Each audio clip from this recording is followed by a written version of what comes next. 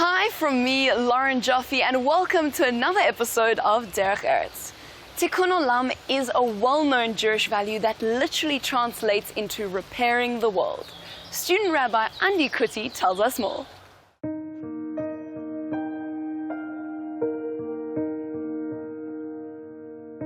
Tikkun Olam. What is Tikkun Olam? Tikkun is to repair, Olam is world. Sometimes it's actually hidden. It also means hidden. So repair the hidden, repair the world. So why do we need to repair the world? If the sun shines so beautifully, we have this beautiful ocean, the mountains. We really, if you are in that spirit, you can really enjoy the world. And yet, we know, don't need to look far. We know that there's a lot of trouble in this world as well. There's food security issues, people without roof, people with roof and food but lonely. There's illness. There's a lot to work in this world. Did we get the world like this? Did we make the world like this? Different authorities, different interpretations come and explain it different ways. But the ultimate result is that we need to take responsibility. We need to take action. We need to be part of the plan of making it better. So the Tikkun Olam has appeared in the Mishnah, which was more about social action.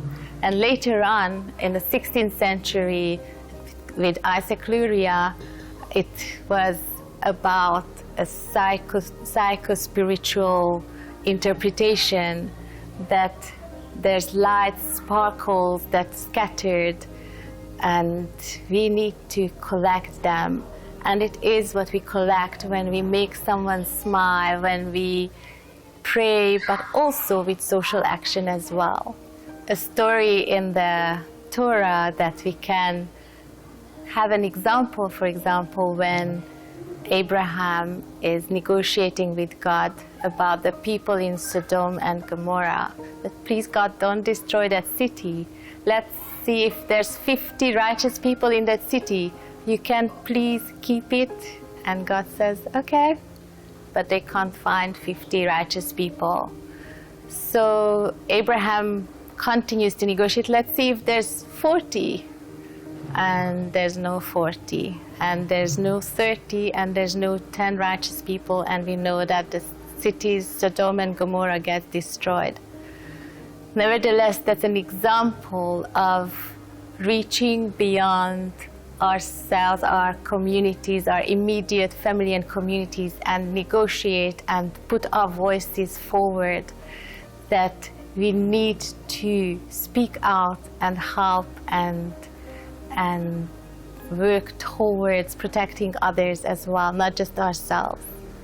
So Tikkun Olam for people, religious people within the community, is a prerogative to reach beyond, and that we are in the whole world. We want it to become a beautiful world for everyone.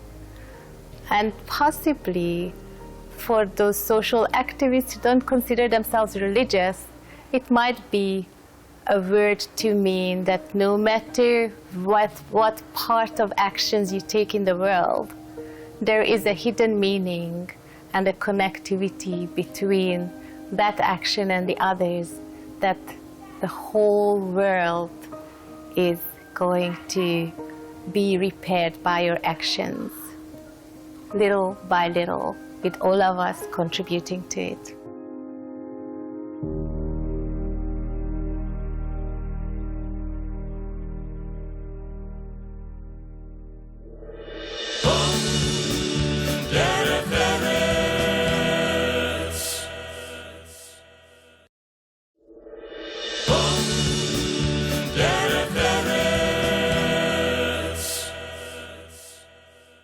Right now, we're we're going to chat to a US-based organization that really cares about repairing the world.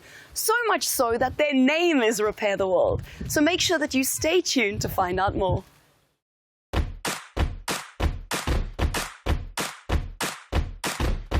Repair the World is about service. It's about connecting the Jewish community in the United States at this point in time to service in the pursuit of a more just world. So our work is to amplify the work of our partners in our communities and, help them do the work that their mission sets them out to want to do and need to do. And we do that through volunteer recruitment.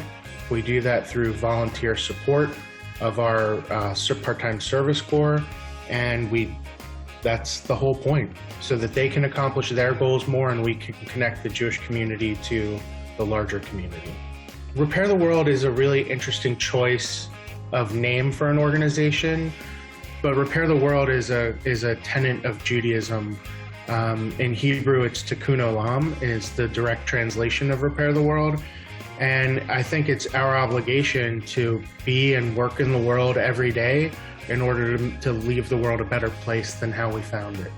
And I think that's what we're going for with the audacity of the name itself. We understand it's a huge thing to say or do or try to accomplish. And it's not that we're going to actually repair the world during our tenure, but our hope is to make the world a better place every day through service and volunteer recruitment and the work that we're doing. Imagine a society where everyone was committed to serve and what an impact we could make together. Service is so important, particularly at this moment in our country's history, because it transcends politics and it transcends differences of all kinds, and it brings people together to help other people. It's the one thing that we can all say we can do to make our world and our country a better place. We have a lot of different ways that folks can be involved with our programming. The first is a 2-year fellowship that we have. Folks serve post-college with us for 2 years. They do some direct service with service partners in each of our communities. And then the real goal behind that for our partners is that we do a lot of volunteer training and recruitment for our service partners. So we are, again, we're amplifying their work and their ability to do more through our volunteer service and volunteer recruitment. We also have a service corps, which was created in response to the pandemic last year. At that point, we were calling it Serve the Moment, and we've transitioned from a moment to a movement around service. And so we've transitioned the name to be the Service Corps, and it'll happen twice a year for 12 weeks at a time. And that is folks being placed in organizations and serving about 10 hours a week with those service partners in order to boost their capacity that way. And we found that to be an incredibly meaningful program as well. We have well over 500 alum of that program after just 1 year. The mission of Repair the World is to make service a defining element of American Jewish life. So what does that mean in action? What do we do? Here at Project Healthy Community, we're working alongside community members to grow produce organically. So today we're at the Detroit Science Center promoting youth education. We're packing seeds to distribute to 1,400 schools, communities, and gardens across the city. It's more than just volunteer opportunities. It's showing the next generation that learning can be fun. It's empowering others to help their own community. Enabling others to grow their own food. Another really impressive or really big way for folks to get involved with us is through what we call episodic volunteering, which is how you referred to it earlier as a one-off opportunity or a series of opportunities, but it's not a larger commitment than that. So we might have urban gardening that happens once a week, and you can show up to that if you want to. We might have programs where you cook a meal with a shelter, and that could be once a month or something of that nature. And we have programs like that all over the country, all over the United States in our program, and It's a huge way that we work to engage the larger Jewish community in service. And one of the things that we do that I find to be super impactful is we always collaborate with other organizations. We never do a program on our own. If you were to see us doing something like that without another organization collaborating with us, we're not doing it right. Because we're not necessarily in these communities, and so we have to do this work with community partnerships, with our service partners, focusing on the needs of the communities. And if that's not our approach to the work, then that's frankly just the wrong approach. When I think about the impact the fellowship has had on me, I think about the clarity that I've gotten surrounding what I want to do with the rest of my post-grad life. I got to experience the city that I've called my home for my entire life in a completely different way. I think of the thousands of meals that I've helped serve and prepare and the hundreds of volunteers that I've engaged. To be bringing people together, across different communities around this common goal of service. I'm part of this movement, and that it's this bigger movement, right? Because I could be volunteering just myself, but by really focusing on bringing others in to volunteer alongside me, I feel like the impact is just that much bigger and the work is being amplified. So we actually have organizational values based in Jewish wisdom, and that should entail everything in which we do and how we operate. And at the center of our values and what connects with everything is Tikkun Olam. And on the outside of that, and yet connecting in what I like to think of as either a big circular flow or a kind of like Olympic rings Venn diagram kind of scenario, we have a lot of other values. So the most important and value that resonates the most with me from that perspective is the preciousness of each human being. So I truly believe that each of us is created in the image of the divine, and that we all have this spark about us of the shared humanity. And that's a huge way in which I go about the work that I do, and it's center to how I live my life and how I show up in my work. There's also strengthening one another, justice, which in Hebrew is tzedek. And the last one that we have is solidarity. One of the ways in which we exhibit that is we don't go into a community and say, we're here, let us tell you what our expertise is, this is what we want to do for you. What we do is we meet with folks in the community. We ask them what their needs are. We ask if there's a place for us to collaborate with them. We never want to do a program, a service program, a program that we might have around learning that would be on our own.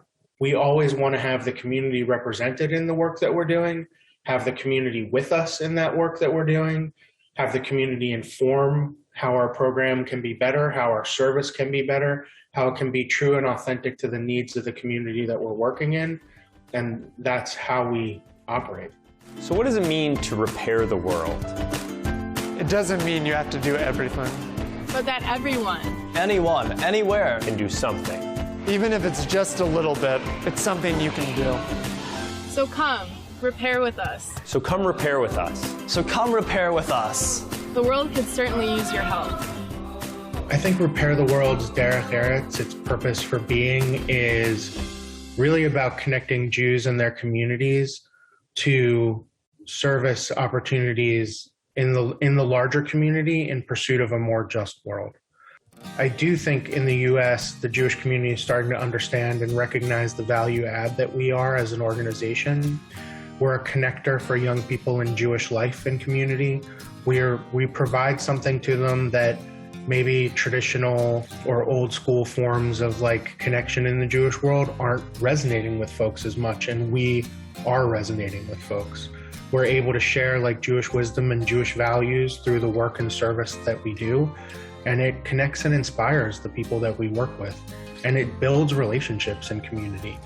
And that's really what we need at a time right now when we're so divisive. We need to build those connections, and we need to be better than we have been in the past.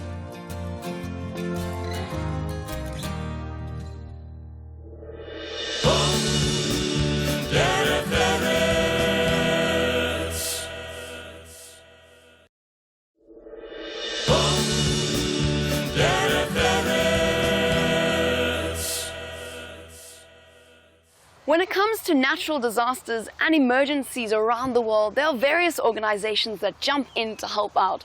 One of those amazing organizations is Cadena. We chat to some of their staff and volunteers today to find out exactly what Cadena is all about.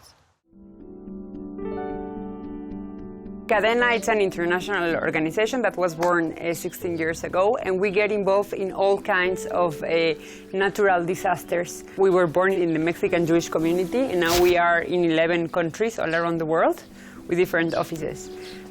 South Africa is slightly different. You don't have as many disasters, but you have like a lot of ongoing crises. So currently in South Africa, we spend a lot of time trying to think what kind of projects we want to do. So one we're doing is the P-toilet latrines, which it's a very big problem you have in South Africa, and it makes a chain of humanitarian problems like violence, hygiene, women, kids. It's just like a chain. And then we are with the women. We're now in a very big project for gender-based violence and menstruation poverty. We don't work in one place in South Africa. We work where the crisis is, so we move around the communities all around. We just go and look at the community, we live with them, we understand them, and then we do the project according to what they actually need.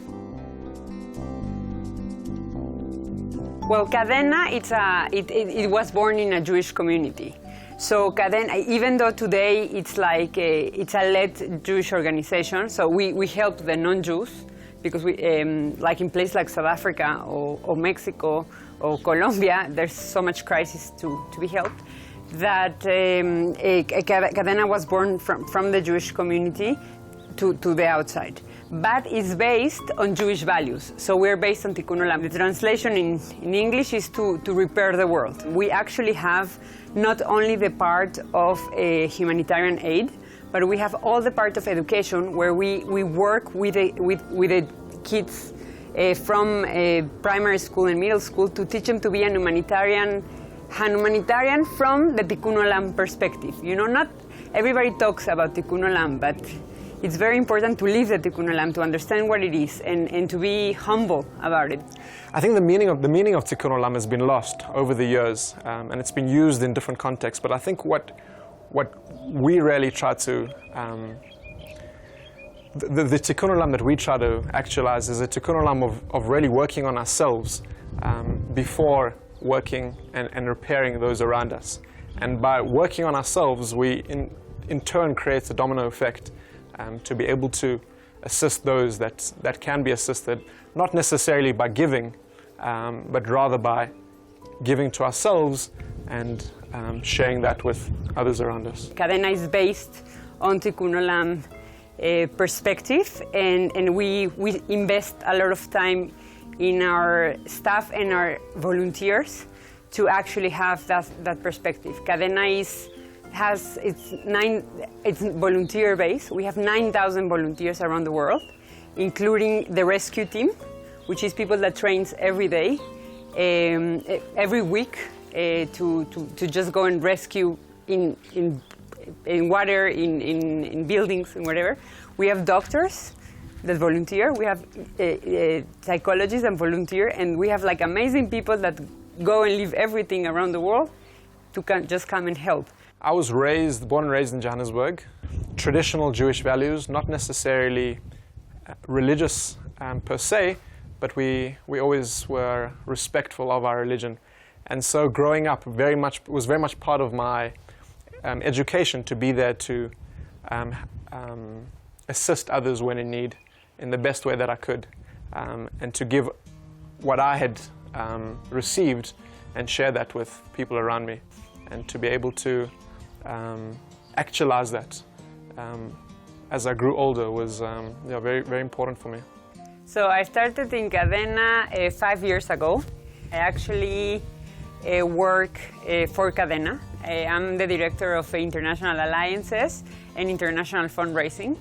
And I also oversee some of the international office, but the mother office is in Mexico. So I came out from I started working in Mexico, and then, well, as we expanded, we expanded. But we're still like very strong there.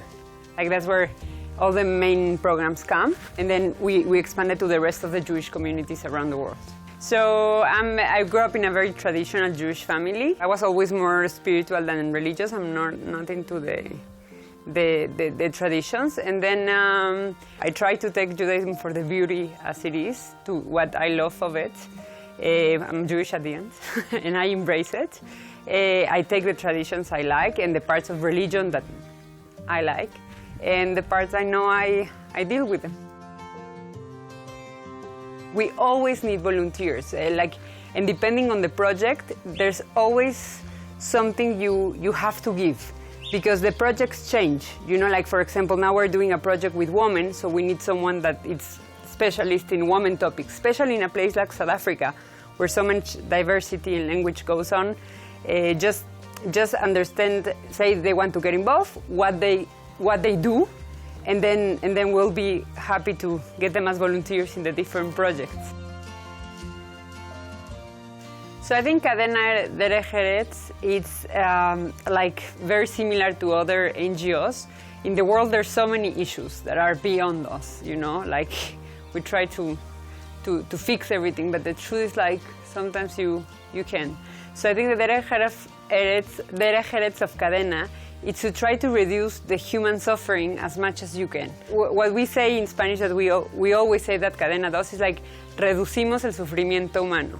Because we don't, reducir means to reduce the human suffering. Why reduce? Because we don't delete it, we just reduce it.